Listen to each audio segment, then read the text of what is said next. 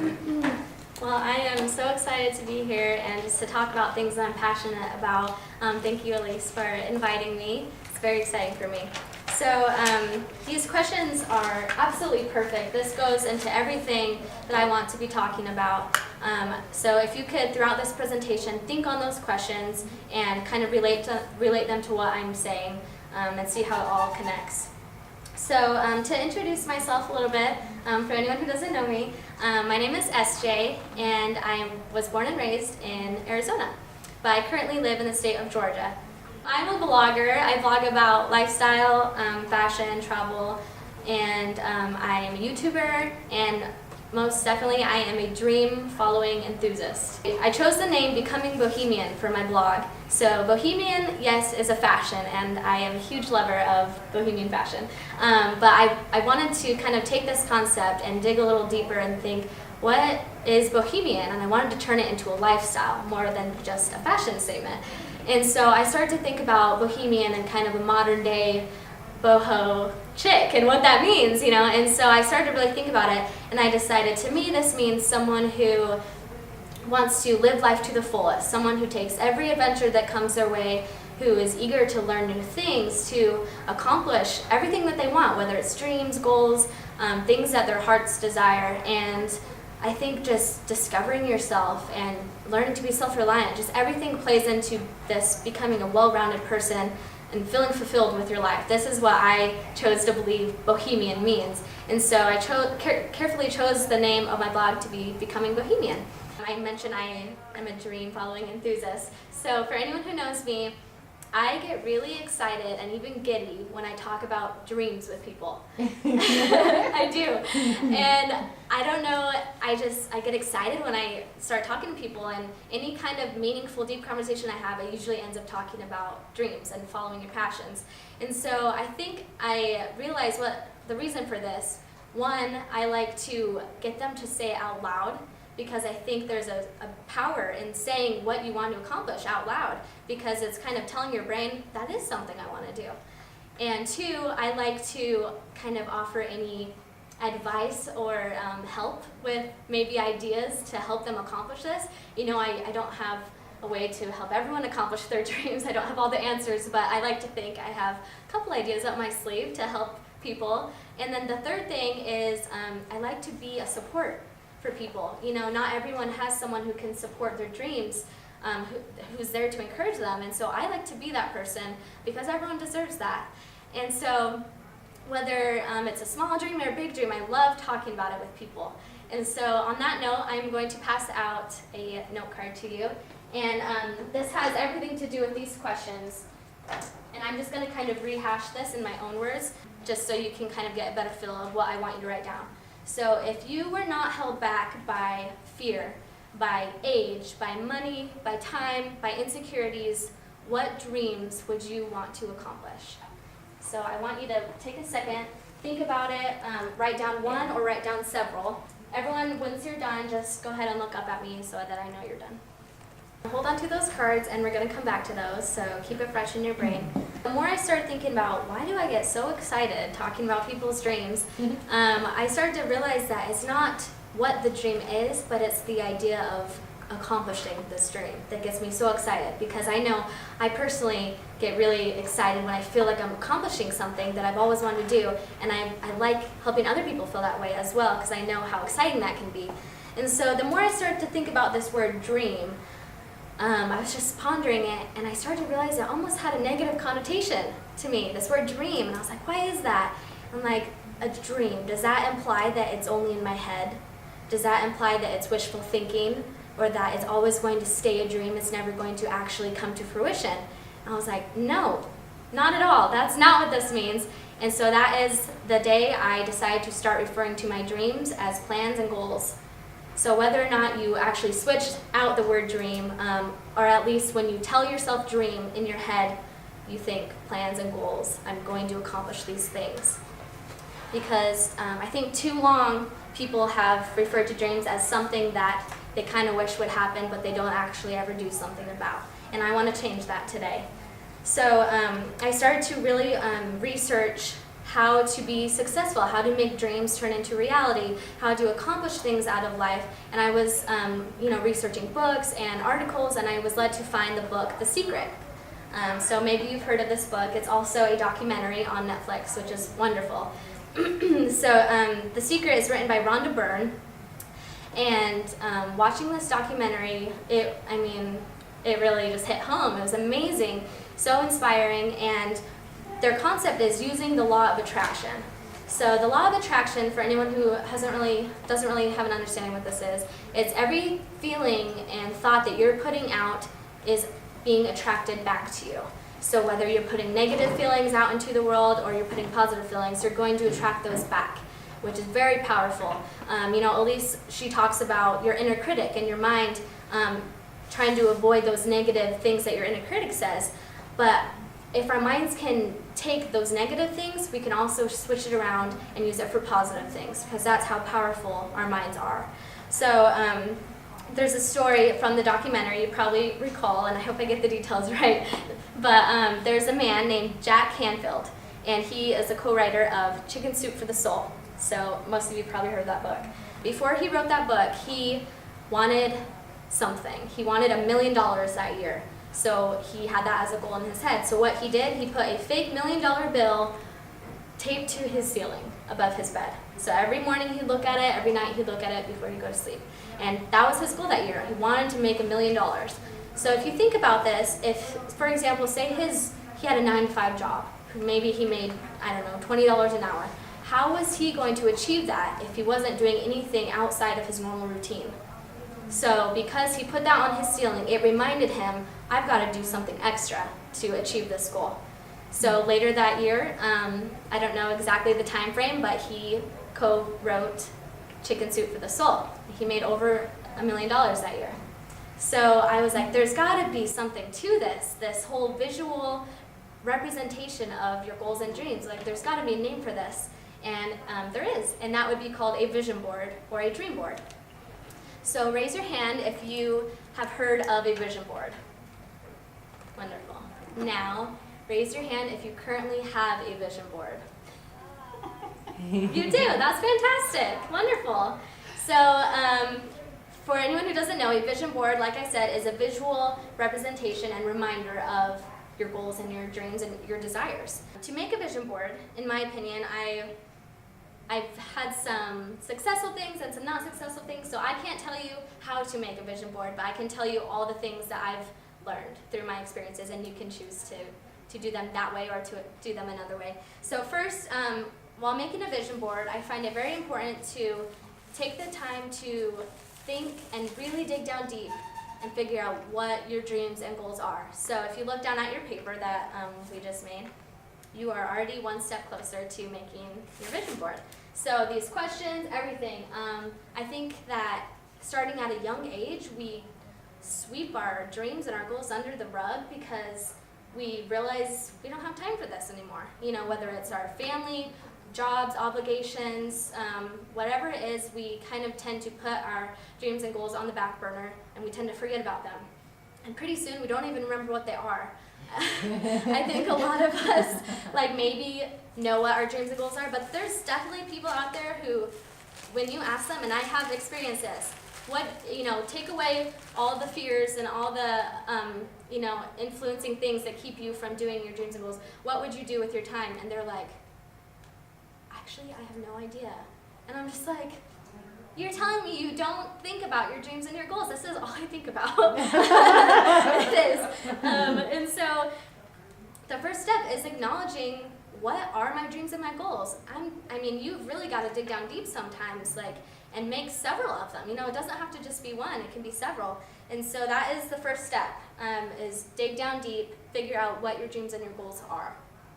So step 2, I'm going to show you kind of some examples of a do and do not vision board. So like I said, I cannot tell you how to do your vision board, but I can give you some tips on what I've learned.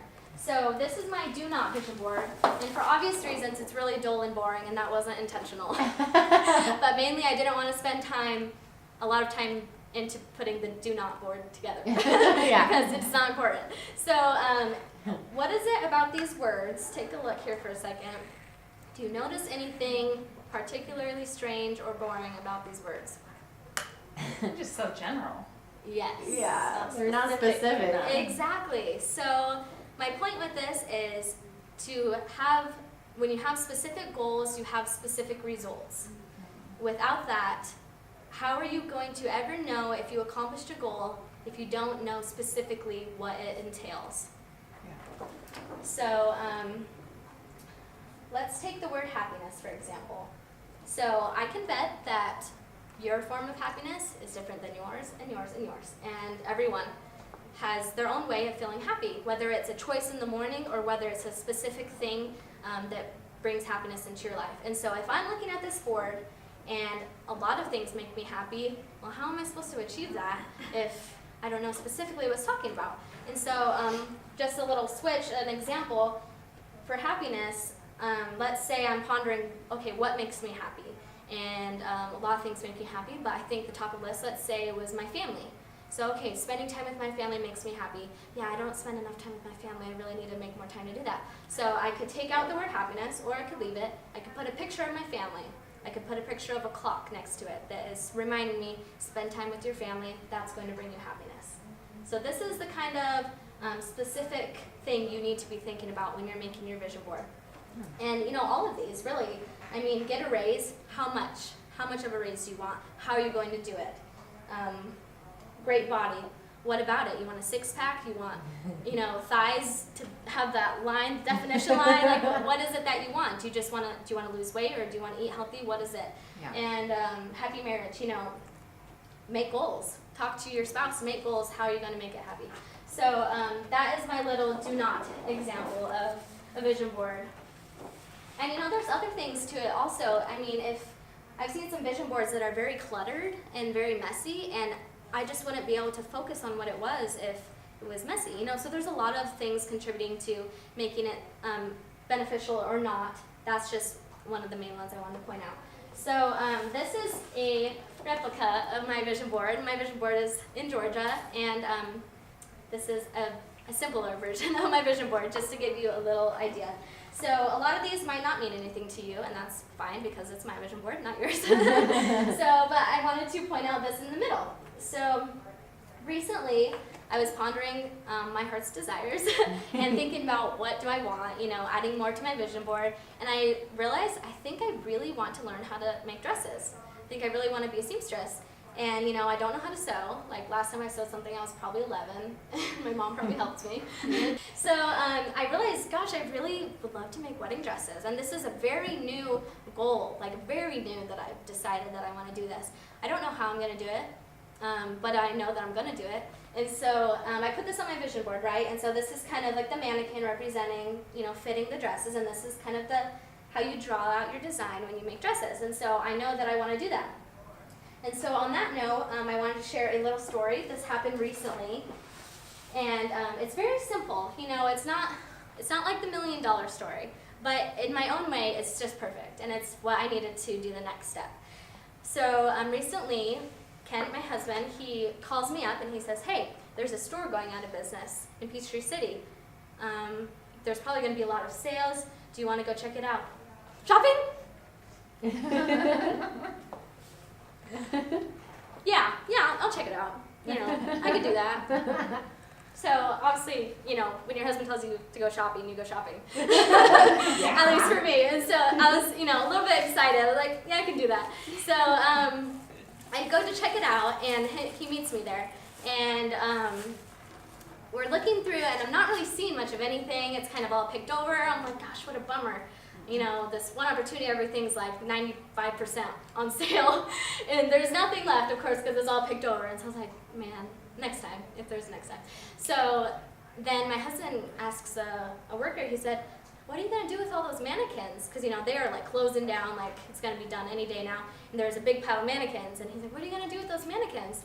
And they're like, "Actually, we're selling them." I'm just like, why is he asking them this? It's kind of weird. And so he goes, "How much are they?" And they said, "Well, they were $170, but now they're $8. And my husband looks at me and he goes, "You want to learn how to sew, don't you?" I said, "Yes, I do." And he said, should we buy one of these so that you can practice fitting your dresses to it? I said, yes, we should. And so we bought a mannequin that day, and I am one step closer to learning how to sew.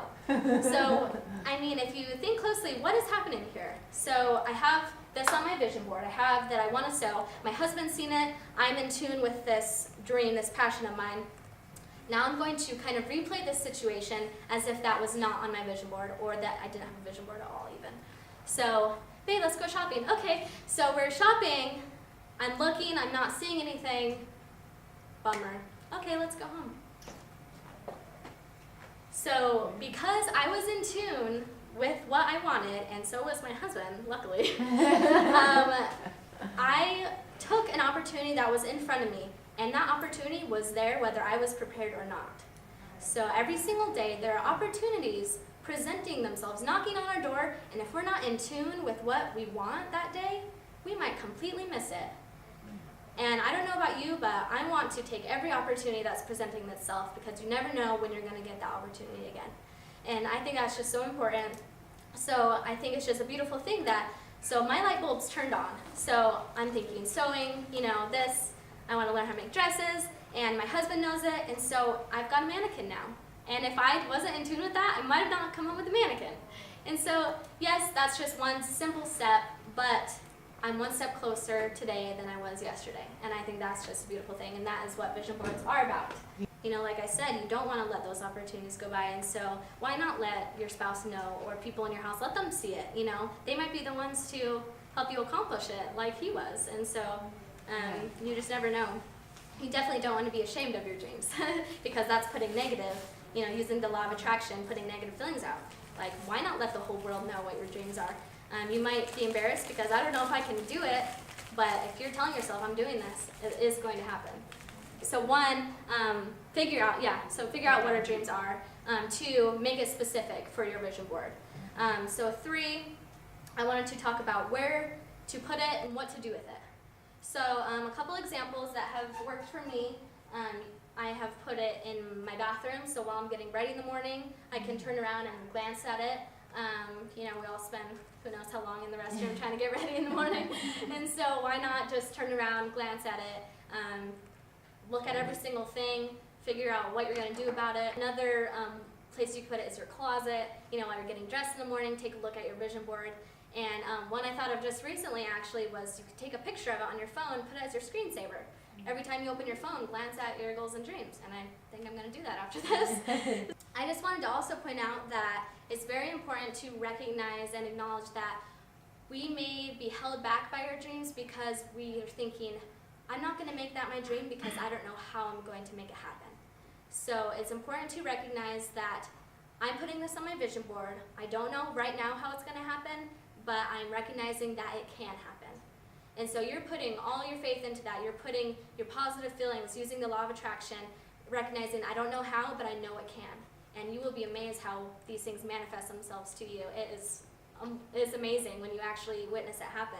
I think that balance is very important in our lives. Obviously, right now I'm talking about your dreams and your passions, but I'm not forgetting that we have obligations, families, jobs, all that. But I think that time is so important. And there are ways that we can even squeeze in a little bit of time to accomplish things that we desire. For example, let's say every night I get on Facebook for even 10 minutes just scrolling through. What if I put my phone down or turn the TV off and I looked up a YouTube video? And going back to the goal that I talked about, what if I searched sewing a dress for beginners? Watch a 5-minute video. So I am one step closer to accomplishing something, whereas before I might have just learned nothing on Facebook, maybe got into some drama, I don't know. And so you can take your time. You don't have to be like, I'm so exhausted. I mean, lay in your bed, watch a YouTube video, pull out a book of how to do something. Use your time wisely. You need to prioritize your dreams if you want them to happen. You need to be thinking about them. You need to be tuned into what they are, and putting the law, using the law of attraction, putting those good feelings out so that you can have them back in return. So I wanted to end with one last personal story. I call it Magical Georgia. So I recently moved to Georgia from Arizona, and we used to visit my husband's family all the time in Georgia. They're from there. and I just fell in love with Georgia. And to me, it was the most magical place. It's so green and southern hospitality and front porches and just everything. It's fantastic. And so I was like, I really want to live there. So we packed the car, we drive cross country to Georgia.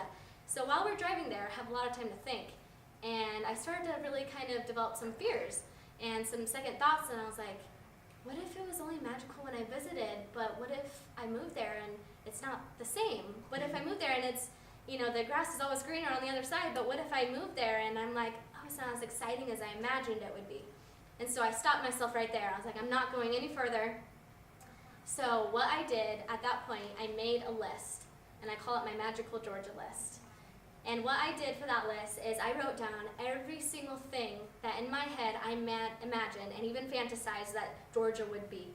And I'm talking, it gets as cheesy as can be. Like flower crowns and picking dandelions and picnics, everything that I wanted Georgia to be. Lemonade on the front porch. And so I wrote every single thing down that my heart desired to get from Georgia. And I decided at that point, I'm in charge of my life. I'm in charge of my happiness and gaining the things out of life that I want. And so I've been in Georgia now for, 6 to 8 months, lost track of time, and it is magical. And that is because I'm making it magical. And I'm living my day every single day the way I want to. I'm looking at my list, I'm looking at my vision board, and I am doing everything that I want. And I truly believe that you have the power to do that in your life. And I'm not saying that you're not going to have trials and difficulties and hardships, but when we are focusing on things that truly make us happy, we can make it through life, even through those trials. And that if we are tuned into our goals and our dreams, you can watch them happen right before your eyes. And you're going to feel so fulfilled knowing that you're accomplishing the life that you imagined, much like my Magical Georgia list. On that note, who is going to make a vision board? If you don't already have one. Yes. We're going to add to it. Yes, definitely. So I would love to hear from your experiences. You can reach out to me on, ignore my horrible handwriting, but these are my social medias. So you can write them down on your cards. So it's my blog, my YouTube channel, and my Instagram. And then you can become part of the Becoming Bohemian community that I talked about, where we help encourage each other, uplift each other, share our experiences so that we can learn from one another. So I hope to hear from your success stories with your vision boards, because I promise you, when you are tuned into this, you will see it happen. I just wanted to say that you are in charge of your life, and you can make your dreams into reality. Thank you. Yeah.